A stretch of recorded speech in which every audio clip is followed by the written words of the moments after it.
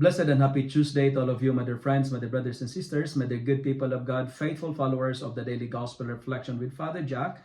My dear kababayan, today is February 25, 2025, and today is Tuesday within the 7th week in Ordinary Time, Year C. Our Gospel for today is from the beautiful and the wonderful account of the Gospel of Mark, chapter 9, verses 30 to 37. Jesus was on a journey towards Galilee, as the Gospel says. But what is interesting is that he did not wish anyone to know about it. It's just like a secret journey. What's the reason behind this? Jesus made it a secret journey because he wanted to reveal to his disciples his deepest and most important secret. And what's that? He must suffer and die. And the gospel for today, this is the second prefiguration of his glory. The first was during the Transfiguration event. Now, what's the message of today, connecting it in our first reading for today? My dear friends, when we follow Jesus, never expect a bed of roses.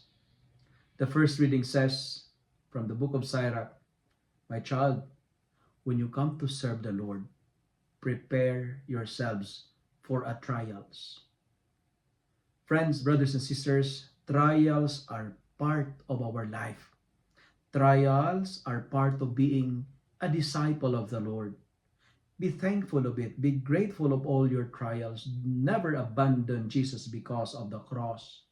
Trials are not the reason for us to give up and to surrender, but a challenge and invitation to improve our trusts in God. Our pains, our tears are not excuses for us to give up, but an inspiration to move on and to continue.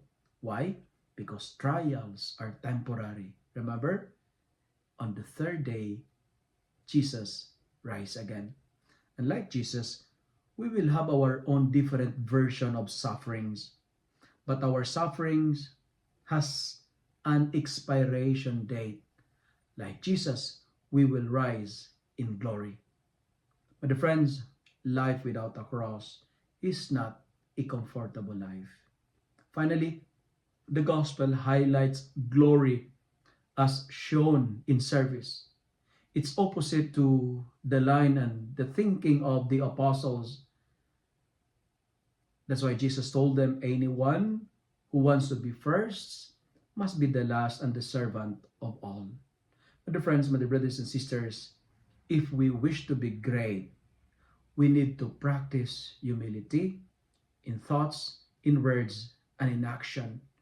Greatness is found in being the servant of all, and it takes and needs humility to serve. Serve the insignificant people in our community, especially the poor, the weak, the forgotten, and the despised.